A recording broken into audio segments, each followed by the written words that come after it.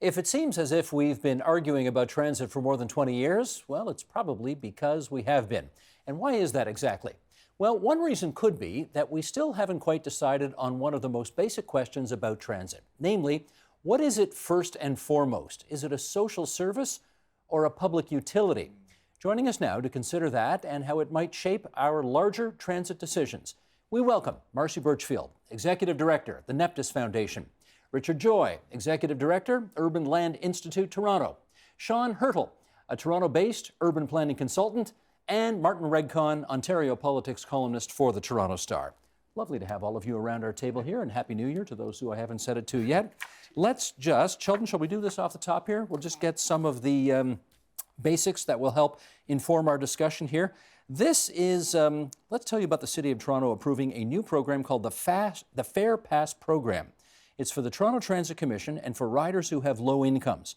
And in 2018, it will start phasing in. Those eligible for the program will receive a 33% discount on adult fares and a 21% discount on the adult Metro passes. The city estimates that about 700,000 people will be eligible for this program, but they suspect that fewer than 200,000 people will actually register for it, and it is expected to cost $48 million in the year 2021 when the program is fully phased in. This really gets to the nub of what our discussion is about. Marcy, to you first, about whether or not public transit in the province of Ontario is more a public utility or more a social service. So let's start with this. How meaningful do you think this program will be for those who actually register for it? So financial relief of about a third off a single fare for about 200,000 people is a very good start, I would suggest. Only a good start, though, eh? Only a good start. I think there's other things to consider, but I mean, we are talking about the most vulnerable groups of Torontonians. Any kind of discount is a meaningful discount. Would a larger discount be more meaningful? Absolutely.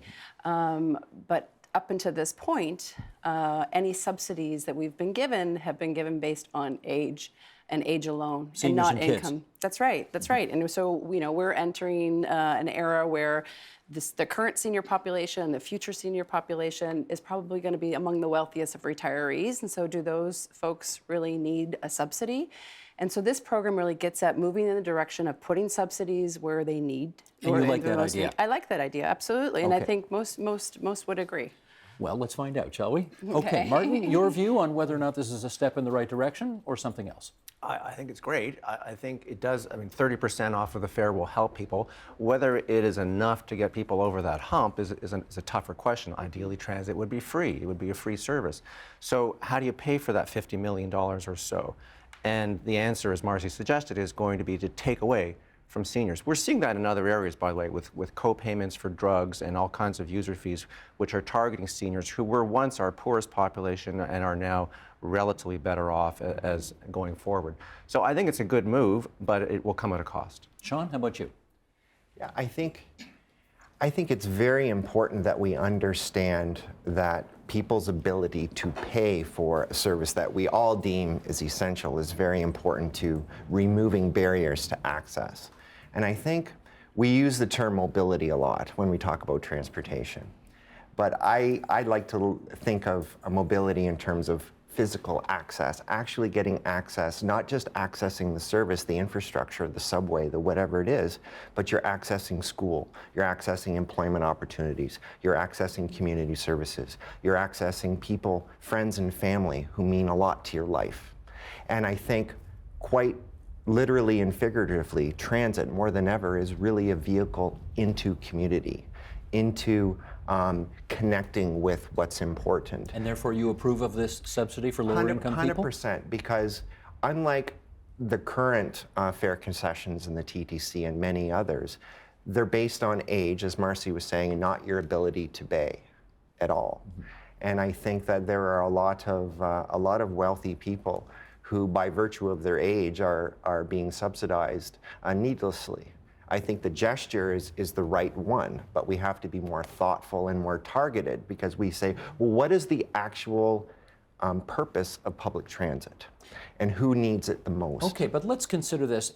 There isn't a single ride of the 540 million that are taken on the TTC every year that isn't somehow subsidized, right? Yeah, that's right. Everybody, to a greater or lesser extent, has a subsidy. So the question is, because of course, provincial taxpayers from all over Ontario are not too much, but a little bit subsidizing every single ride that people take on the system.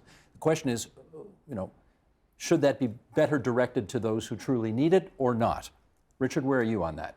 Well, it's true every ride is subsidized, but I'm going to argue that every ride is under-subsidized, heavily under-subsidized. We are the least subsidized system in Toronto and across the GTHA of any really comparing the rest of the Western industrialized world. So we're actually not in a question of over-subsidizing. But just understand that, meaning that the people who use the system actually pay a bigger chunk of the operating fees from the fare box than anybody else. Somewhere, just to put some numbers on it, that somewhere around 75% of the cost of delivering an individual average ride is paid for by the fare box, which sounds great, but compare that to the rest of the world, it's typically well below 50%. Mm-hmm. So we have a perverse attraction to the fact that our fare box does so much when we actually should be in the game of subsidizing more for both social and economic reasons. And I would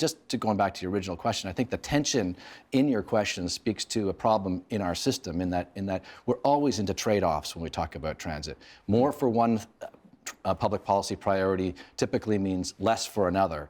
And that's a trade-off situation we shouldn't be in. I think we have the pot is too small, and that I think is the root of our problems. Here's what David A. King writes a couple of years ago in City Lab. Public transit agencies are in a difficult position as they're expected both to provide a social service and to be cost efficient. Too often, this dual mandate results in required but infrequent service in areas that can't support transit without financial aid. Transit opponents then argue that these empty vehicles are evidence that transit spending is wasteful. Marcy, how true is all of that as it relates to public transit in the Greater Toronto and Hamilton area? So I think that statement is probably more true in U.S. cities than it is in Canadian cities, particularly in the city of Toronto. I think that the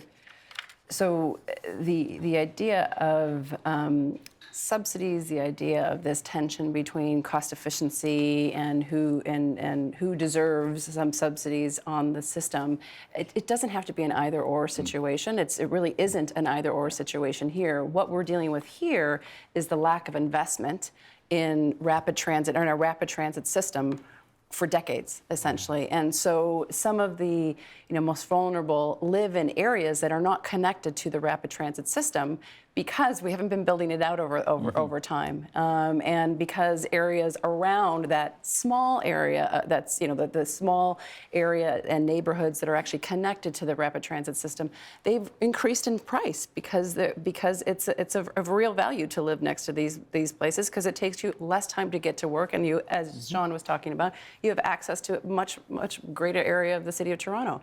So I think that statement's a little bit less true in our system. And I think what this program does, this fair, whether it's fair with an I-A-I or an A-R-E, that's right. Yeah. I think what it tries to do is we're trying to not only catch up, in terms of building our system and utilizing the financial resources that we have to build the system and give people the subsidies that they need, but also they're implementing through the Presto program, the Smart Card program. So that provides both an easy way to target particular populations than the TTC, for example, could do otherwise. And the other thing that it does is it allows the planners to collect information about how these vulnerable populations are actually using the transit system, so they can actually make it better for them. But Sean, I want to take you back almost 35 years. When this kid was a cub reporter covering TTC meetings at Yonge and Davisville every other Tuesday morning. And I do remember Paul Godfrey, who was the chairman of Metropolitan Toronto of the day, now of course running the National Post. I remember him saying, we're not a social service here. We're a transportation company, and it doesn't matter how much you make, we're providing the same service to the same people. Why is he wrong? Oh, he's wrong because public transit is a public good. It's an expression of how we not only see ourselves, see our city, see society. And as Richard was saying, there's an economic element, there's a social element. There is it's a core value. Mobility is very important. Everyone talks about generally mobility in terms of vehicles on the road, right? But no one really translates that mobility in terms of transit vehicles. No one complains. You asked about, you had that quote earlier, no one complains about an empty road. And yet if you run an empty bus, there's a riot, right? So I think there's completely a double standard. And so Mr. Godfrey, with all due respect, I was about 10 at the time, but he's wrong. He's wrong. And I think we subsidize travel. We've been doing it for centuries in different ways. And so why now, when we're subsidizing, overtly subsidizing transit, is it an issue? And to Richard's point, I think that we should stop bragging about how, quote, efficient the TTC is in terms of recovering 70% of its funding through the fare box. I think that's actually regressive. And I think that the subsidy, as Richard was saying, needs to be increased. And I do want to say Toronto is in the GTA context, in the Ontario context, is really late to the game in subsidizing transit. For the reason we just described, it's never been seen as a social service. Well, you know, it's interesting when you look at, but it always has been. It always has been. You know, York Region Transit, the Peel Region Transit agencies, for example, Mississauga, et cetera, have been subsidizing transit for low-income riders for several years. And I think a part of it is because they do not have that hell-bent RC ratio drive, i.e., they're not afraid to subsidize transit. What's an RC ratio? RC ratio is revenue cost, sorry. Okay. That sort of RC ratio obsession that we have in Toronto. Okay. Are you clear in your mind, Martin, having looked at this probably for a few decades yourself, whether public transit in Ontario is more a public service versus a transportation service? It's both, and it has to be both. And But at some point, you got to decide if you're fish or fowl, don't you? Well, yes. And while I agree with everything that people are saying here, count me in for the subsidies. And Sean is right that other jurisdictions have been ahead of us on subsidizing the working poor and others. And Toronto is late to the game on this.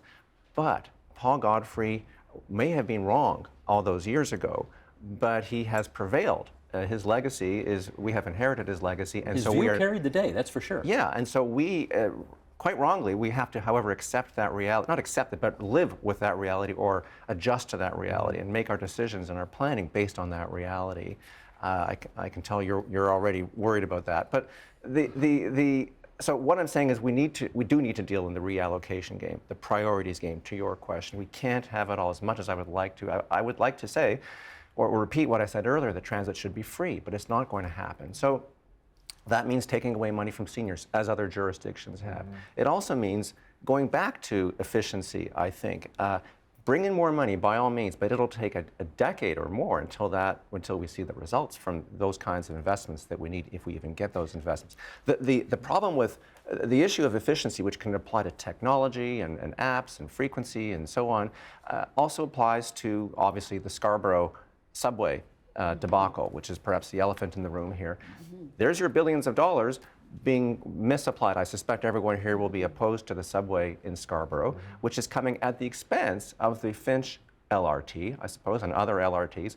And to Marcy's point about gentrification, sorry, it's all bottled up here because there have been so many good thoughts, and that American template of distortions in planning and so on, which favor the white suburbs at the expense of the black inner cities. I don't think we've seen that here. But gentrification has been a kind of a creeping distortion, because when the subway tracks are laid down here, the growth comes. So there may be some false correlations between affluence and accessibility.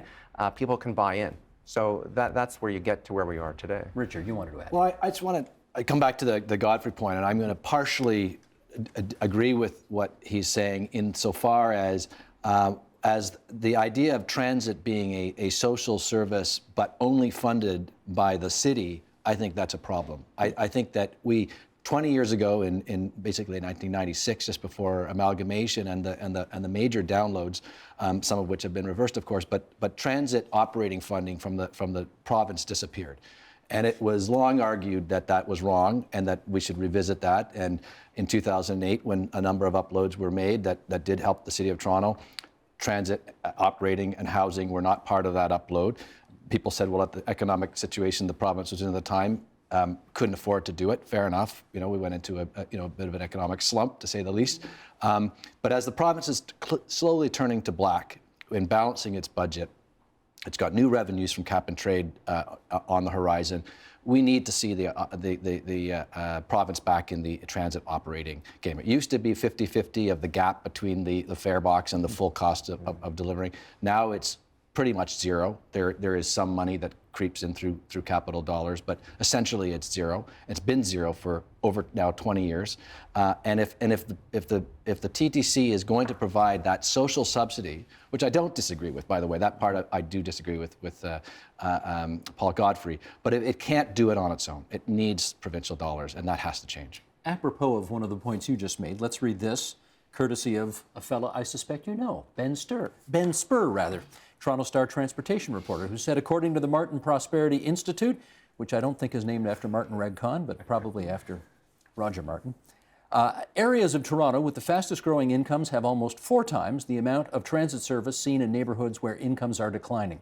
In these areas, rapid transit is non-existent, and residents must rely on bus service that is often late. The latest figures from the TTC show that only 68.1% of its buses arrive even close to on time. How'd we get there? So I would suggest that's a product of neglect in building out the system for all of these years. And so when we talk about cost efficiency, some of the things that drive cost efficiency are ridership. So if we're talking about rapid transit lines, ridership on rapid transit lines is important to bring revenue into, to cover some of the operating costs. How you operate the system, as well as your fare structure. All of these things are essentially part of how you deal with cost efficiencies. And so in the case of the Scarborough subway, we're building a very expensive underground piece of infrastructure, and are we going to get the ridership to actually cover those costs? $3 or $4 billion, right? Absolutely, and the riderships are just barely there, if they're there at all.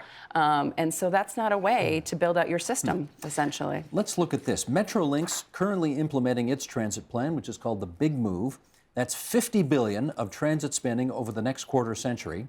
Go ahead, Richard, you take this one on. How helpful do you think that's going to be in increasing service in the lower income areas that we've been talking about here? Well, if you look at the underpinning of the Big Move 2 or the Regional Transportation Plan, they're actually sunsetting, it seems, that language, Big Move out, which is a suspicious sunsetting, I'd say. But if you look at the underpinning criteria, they've actually diminished the degree to which social equity concerns are driving their planning. It's now part of a prosperity bundle that seems to have actually reduced. It's more of an economic filter than a social filter. What do you think of that approach? Well, I think that's troubling a little bit. I do think that said, the City of Toronto and the other local transit authorities do put a higher premium on the social aspect of transit service delivery. So maybe it balances out between the 2 levels of agencies. But I do think we're again into this either-or kind of situation when we should be in the both-and kind of conversations, and we're not, because we're not putting enough money in. And frankly, that 50 both-and is expensive. Well, the $50 billion, both-and is expensive, and it requires doing things that we've long known we have to do, which is to get to a dedicated regional funding program, which Metrolinx was set to do in 2014. That was followed up by the Ann Golden Commission. Both recommended bringing in dedicated funding. Neither of those 2 recommendations were acted. Ignored. And so we don't have the money because we aren't willing to raise the money. And that's the bottom line. Steve, can I quickly jump in here? Again, I agree with everything, but I'm on the or side, not the and side. So maybe I'm the enemy today. Look, politics is the art of compromise, the art of the possible. But economics is about dealing with scarce resources, as we all know. So you do have to make decisions. So that's why I raised the Scarborough distortion as an example of how we are not being as efficient as we can. There are efficiencies from technology that will come forward in the years ahead in terms of Uber pooling and perhaps bringing in smaller buses. When I lived in Hong Kong, there were smaller buses that could ply the routes more efficiently than the big city-owned buses. But look, there are also, you mentioned that Toronto Star article, and as a faithful reader of the Toronto Star, what I took from that story was that 68% on-time figure, which tells us that there are frequency and efficiency challenges. And the people who were in that article complaining about waiting 2 hours for a bus, their actual complaint, the denouement, was that when the bus finally came, there were 3 buses bunched up. Right. That's a story older than time in transit. Short turns and buses bunching up. I think we're getting closer to fixing that. So I'm not suggesting that we don't need more money. I agree. But I do think there are allocations and distortions that we do need to grapple Management with issues as well. Let me bring former Toronto Mayor David Miller into this, and Sean, get you to comment on him, because I guess before Rob Ford was mayor, David Miller got the Transit City plan through council, and then, of course, Rob Ford came in and had much of it reversed anyway. He would have had more light rail transit built into what are called priority neighborhoods, indicating, I suppose, that public transit was seen, therefore, more as a social good as opposed to a transport utility. Does it feel as if that priority is less nowadays? No, actually. If you just listen to politicians, it seems less. Certainly, we're still sort of in the Rob Ford hangover to a certain degree. But I think really, if you actually, and I'll in a friendly way disagree with Richard about the new big move. You don't have to be friendly. Yeah, about it. well, no. Is that the big move, or whatever it's being called now, it actually does speak more to social equity than it ever has. And, the draft, they're actually thinking about using language of social need and defining access as more than just physical access, but removing barriers to price and removing barriers to, well, we can't afford to live close to a line, so therefore we don't have that service. So I think that if you look at, although the politicians aren't saying the right things with respect to equity, I think that the plans are actually really intrinsically starting to reflect that as an important goal. Not quite at the same level as, but getting close to the level of ridership, development dollars, tax revenue, et cetera, et cetera. I think that needs to be on parity. As a person involved in over 20 years of my career, many environmental assessments for transit, social equity has always been at the bottom of the checklist, those check boxes. And it's been dominated by how much tax revenue can we recover from this investment. So I would like to see some parity. And from what I've been reading at a policy level, I think the chances of that parity are better than they've ever been. Marcy, let's just consider different options here as we consider the bigger issue that we've been talking about here. I know the public is very hot to trot for subways, even though they're frightfully expensive. They are a little less hot to trot for LRTs, even though they have their role, obviously. And buses, I think, are probably everybody's least favorite option. But I want to ask you how important you think buses are in terms of meeting that social equity goal that we're talking about here as it relates to public transit. They're essential, essentially, considering how truncated our rapid transit system is, how fast we've grown over the years. So our spread is enormous. And these neighborhoods, low-income neighborhoods, are all over the place. They're not just in the city of Toronto. They're all. If you look at Metrolinx map that actually did map low-income people who are below the median income, essentially, they're across the GTA. They're neighborhoods across the GTA. So in order to integrate that rapid transit with you have to integrate it with local transit, which is essentially buses. In London, this was a no-brainer for them. I mean, they have increased London, England. They have increased the ridership on buses by 80%. Since the formation of Transport for London, because their main strategy was integrating that rapid transit system with the local transit, and that's buses. It's all privatized, though. Do you mind that? The planning of the system is not a private entity. It's a public entity, but the companies that run the buses, but the fares the fares that are set are essentially by a public agency, organization, yes. And so the priorities of the system are directed by a public agency. Whether it's a private operator or So not. another discussion Another for another discussion. day. Okay. We got less than 10 minutes here. We dodged that nicely, didn't we? We got a little under 10 minutes to go here, and we should talk about GO Transit a bit, which we have not talked about yet. And to that end, you want to bring this, should we bring this up here? Here we go. Following the GO train, because the current government of Ontario has decided to go hot and heavy on GO trains, Transportation Minister Stephen Del Duca wanting Metrolinx to prioritize all-day, two-way GO service, and you can see some of what they've got planned there. All over the Greater Toronto and Hamilton area and going way up as far as Barrie and as far west as Kitchener. Okay, I guess I want to get a better understanding of what we think about this as a piece of the puzzle that we're talking about here today. Martin, you want to start us off on that? Well, I think this government already has a strong grip on Toronto ridings, and so where they need to grow and stabilize their support is outside Toronto. You're not suggesting these decisions are being made for political reasons, are you? Of course I am, and we saw that in Scarborough with Brad Dogood throwing his weight around on that subway again, which I come back to. We're seeing it in Kitchener, Waterloo, and we're seeing it with Stephen Del Duca. We saw it in Vaughan with Mr. Sorbara's legacy as well. So that is very much distorting or enhancing the decision making, let's call it. Compare that outreach to the downtown relief line, which is the orphan in all of this discussion. By the way, we talked earlier about the affluent and the neglected people in other parts of the city. The downtown relief line goes contrary to that argument, because that's an area that you would think, with all the commerce and the downtown affluent condo dwellers, that wouldn't be a priority, and it's not. So And they're all Liberal-held seats.